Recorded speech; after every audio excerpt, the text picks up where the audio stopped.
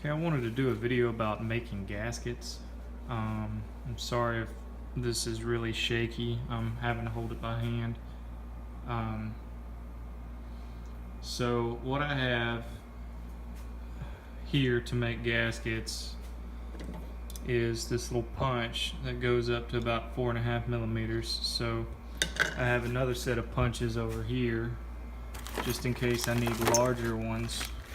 See, they go up pretty large. But for these, you'll want to use a soft surface to punch, like this wood right here. You want some give or you'll mess up your blades on those particular types of punches.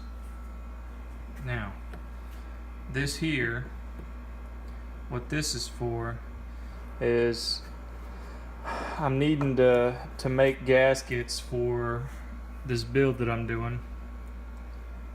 And I don't know if anyone's ever experienced this, but I know I did, trying to cut on different surfaces and the blade digging in. So, you know, I was racking my brain. I'm like, cutting boards, no, it's still gonna dig in. And I just, you know, trying to figure out what I can cut on so I can cut circles without the blade digging in. Well, it hit me all of a sudden.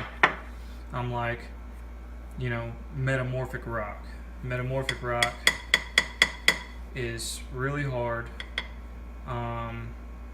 Generally, probably around an 8 or higher on the hardness scale, whereas knife blades and stuff usually end up around 7-ish. Don't quote me on that. I'm just giving you a range. But so what I'd done was I knew someone who worked in a granite yard or a stone yard cutting countertops, and I told him to bring me a piece of granite or quartzite, because quartzite's actually harder than granite, but quartzite is really porous and stains really easy, FYI. But we're not talking about rocks, we're talking about making gaskets. So basically what I come up with is the ability to cut circles without the blade digging in to the surface. So I can actually cut circles like this and like this here without getting those straight, you know, sharp edges, because the blade wants to dig in as you're cutting it. And the X-Acto knife is probably one of the better things to use. You might want to break the very tip of it off because it likes to bend. So what I've done, and you can see it, I mean, I don't know if I can get it to focus,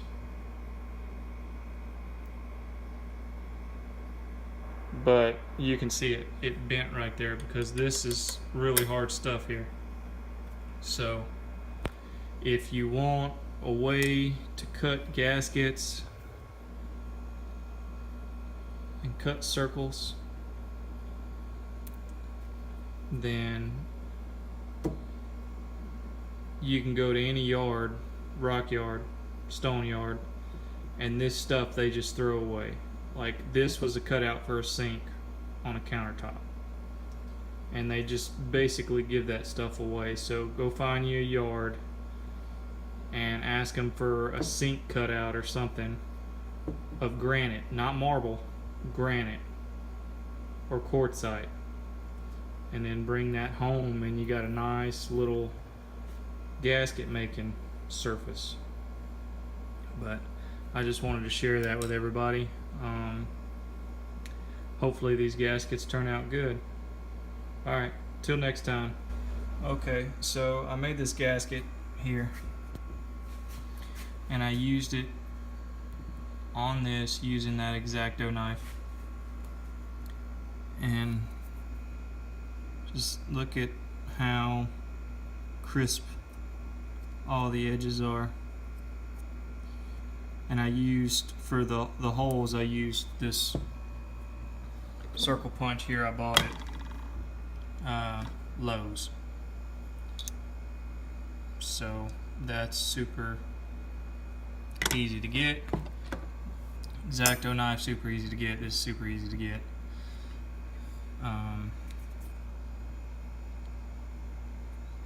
Just kind of shows you how accurate you can get with the curves on the surface, since you're not having any digging in. Now, something to notice about this X-Acto knife blade. So the tip was bending, so I clipped it off with wire cutters. And every time this little very tip, which is what you're cutting with, gets dull, then you take off the tip with wire cutters at an angle.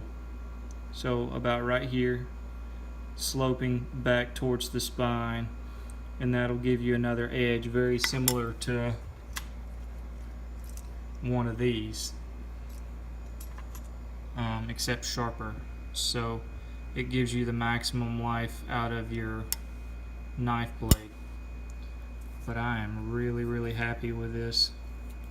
So I mean, you can't hardly get much better than that, in my personal opinion.